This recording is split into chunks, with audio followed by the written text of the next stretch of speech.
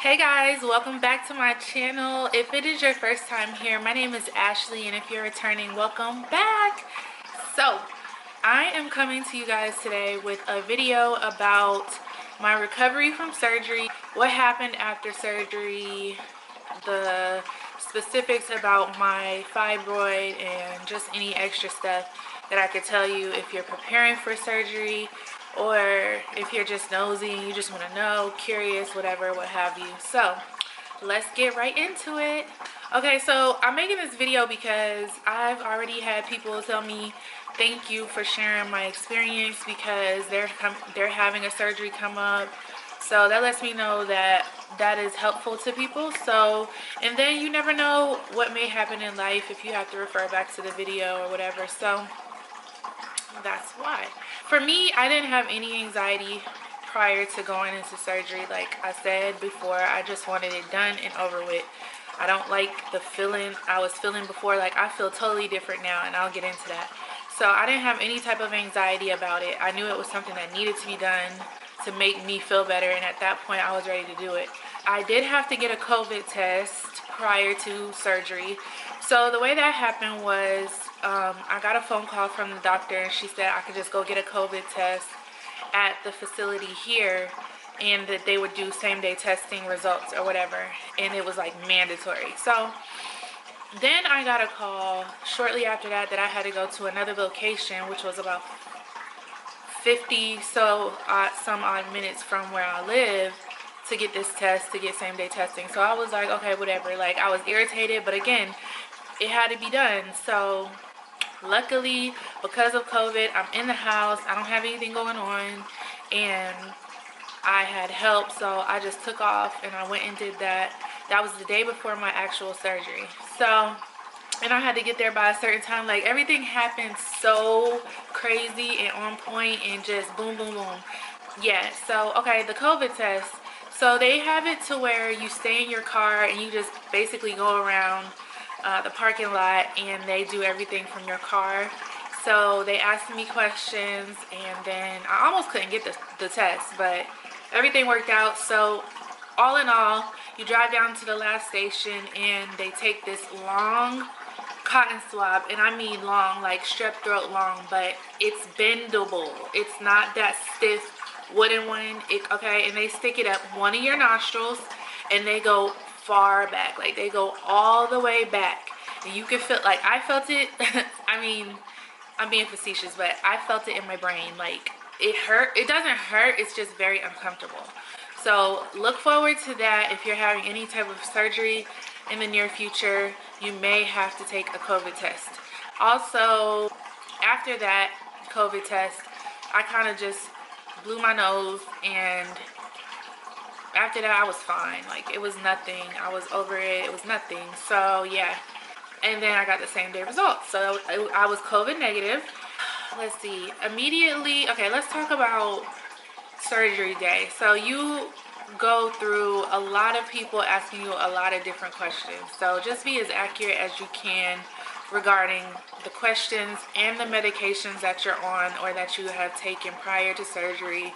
Certain medications don't mix well with anesthesia. Let's just say that. So you have to be very honest about that.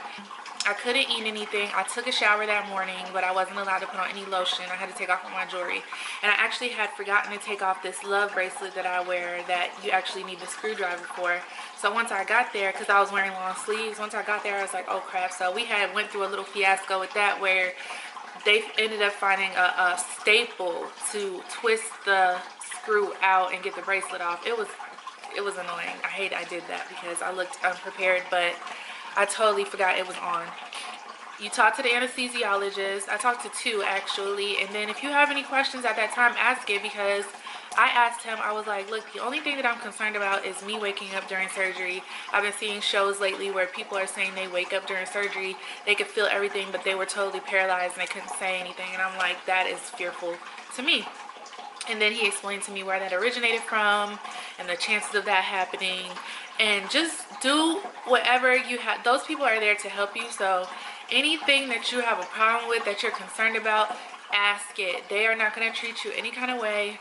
I mean, unless you just have a shitty team. But, you know, they are there to make sure that you are okay prior to going into surgery, because your heart rate could rise, a lot of things could happen. So they're there to make sure that you are comfortable.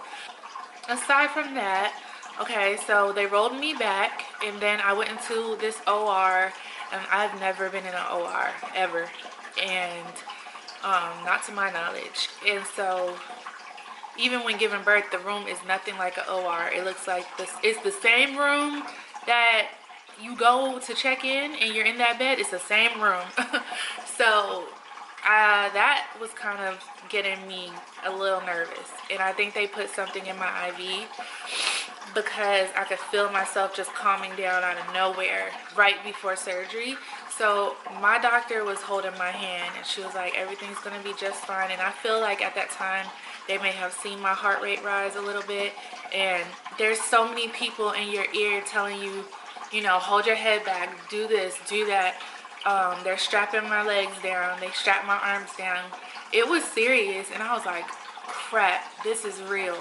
And so, but again, I had the most magnificent team, because they just really showered me and made me feel so protected. And I wonder if that's even because of COVID and my mom couldn't come back and all these things. They really, it felt like a family, to be honest with you. And I mean, there was at least 8 to 10 people in that room. So I could see all that going on. I could hear so many voices. I could hear them checking with each other, and it was crazy. And so yeah, after a little while, I just fell asleep. There was no countdown. There was none of that. I just know I was awake, and then I was asleep. Waking up, I had a sore throat, as to be expected, because they had a breathing tube on me. And then I had like some residue around my eyes, which let me know that they taped my eyes shut. Other than that, everything went smoothly. When I got out of surgery, when I was coming to, there was 2 nurses there. We joked around, we laughed, we shared Netflix, you know, programs with one another, and I was just back to my old self. Okay, and then the only thing, let's see, okay, so when we got home, I was just very loopy, very in and out. The only pain, like I said, that I experienced was my sore throat, which went away in one day completely. And you can just gargle salt water, you can take a Motrin, whatever. The medicine that they sent me home with was a new type of birth control. They sent me home with stool softeners and vitamin C. So one thing I will say to you, if you know you're somebody that's going to be constipated or have a hard time having a bowel movement at any point, take the stool softeners and take the vitamin C, because let me get to the pain and then let me get to the stool softeners. So I didn't experience any pain after surgery when I was coming home. I was moving very slow though. I just felt very heavy. You know, you're still kind of bleeding, and it's just kind of like, and you can't take a shower for the first 24 hours. So it was just like, sit on the couch and just sit there, which it was fine. Like, I had no pain. She said that I would experience some cramping. The cramping was probably on a 1 on a scale of 1 to 10. And, you know, that's all it really was, just being in and out of sleep, eating, you know, getting my appetite back and things like that. So I will say, allow yourself to rest when you're tired. Don't do too much, because I was trying to do too much the first couple of days, and I started to feel drained and weak, and you know, don't do that. As far as the constipation goes, take those stool softeners, because for me, I'm someone who always is constipated. I'm always full of shit, literally. And so you can feel just the weight and the pressure.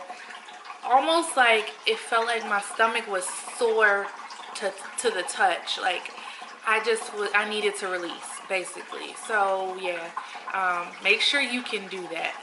That's very important. You don't want any of that those toxins sitting in your body, and you just had surgery, okay? Other than that, you just have light bleeding. You know, that's really it. and right now I'm not even bleeding at all, and I had my surgery last Thursday. So and then she just warned me about my next period, my first period after surgery. It may be a regular period, or it may be significantly lighter, and I should never have heavy periods again. And so that's wonderful.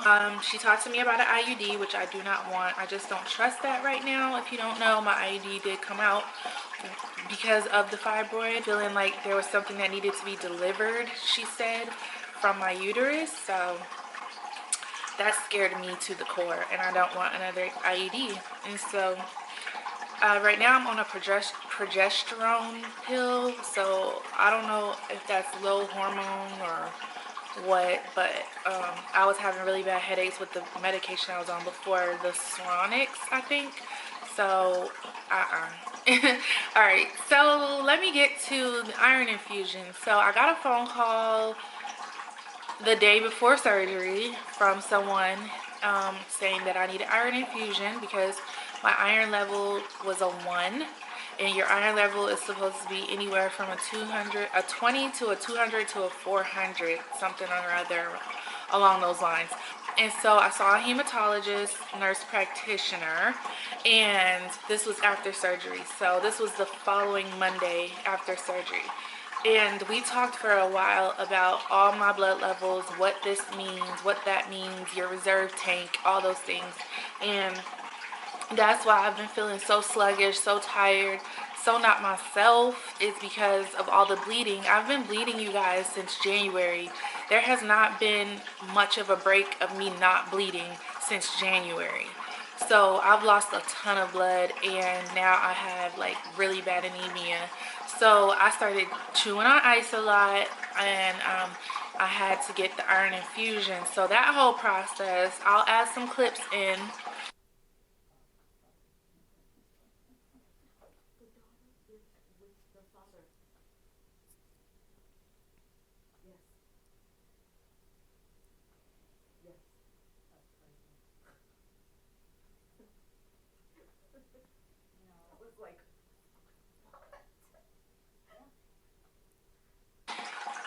That whole process is basically you going into this room where they have these really comfortable chairs that recline, and they are going to put an IV in. They put it in my arm. They almost had to put another one in my hand, which hurt really, really bad during surgery.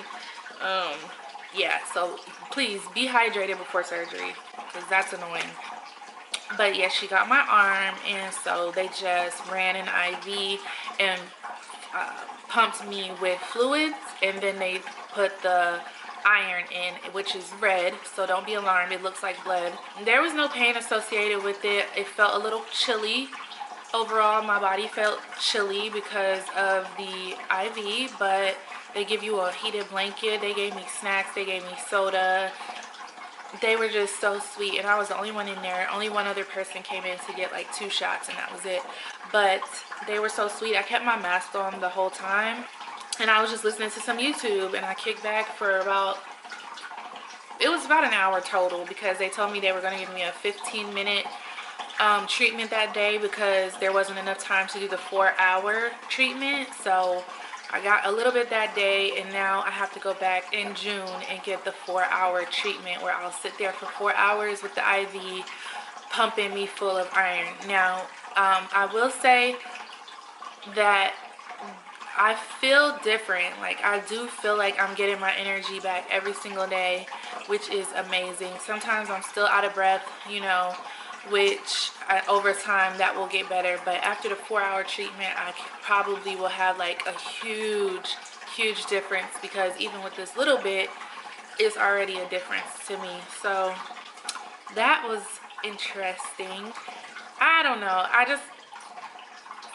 I'm looking at everything in a positive light, but in a way I'm like, wow, I have all these problems, but I really don't have a lot of problems. I've never been someone that had to go to the doctor all the time.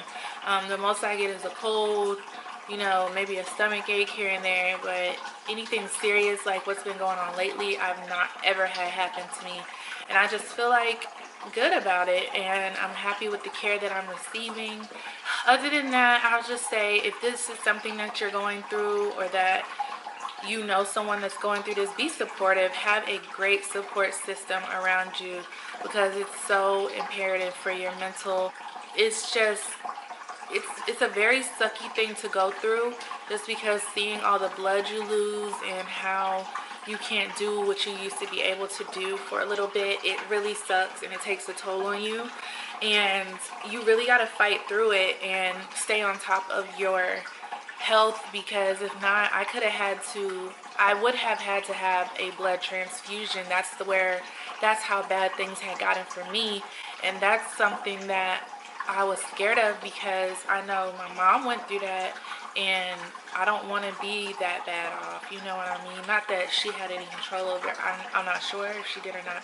At the time, I doubt it, but I don't want to have things get so bad to the point of no return, you know what I mean? So this has really made me think about taking my health seriously. If something seems off, just attack it right then and there, because you don't want any of these problems, girl. Okay, you know. But yeah, I'm just so grateful for my whole support system. I'm thankful to God that He gave me all the signs and guided me through all of this, because I really felt like, honestly, if I could put it into words, it just felt like two little angels was just with me the whole time through everything. And I noticed that things only got bad when I knew what was going on inside my body. When they told me, okay, you have a fibroid, okay, your anemia is this and that, and that's when I started to get in my head. But just to close everything out, because my camera's about to overheat, I got a call from my doctor, and she told me that the fibroid was the size of a golf ball. It was 1/10 of a pound, 22 grams, and so that's pretty big. She was like, that's one hell of a foreign object, you know what I'm saying, in your body. So she told me that over time, through my next period, I may notice little scabs coming out, passing through. That's just the scabs, I guess, of the fibroid or something like that. Other than that, everything's good. You will be on a 2-week convalescent leave after your surgery, so you can't do anything, no baths, no sex, no strenuous stuff for 2 weeks. And that really sums it up, you guys. I'm so happy that you guys decided to join me to talk about women's health issues, and I hope that this video was informative to you and it made you feel a little bit better if you are going through this. If you have any questions, let me know. Concerns, let me know. If there's something I didn't cover, ask me. Maybe I forgot, I don't know, I didn't write any notes. But you guys, thank you so much for watching, and make sure you subscribe to my channel and turn on your post notifications so you never miss any of my videos. And follow me on Instagram. I will leave it right here on the screen. And thank you guys again, and I will see you in my next video. Bye guys.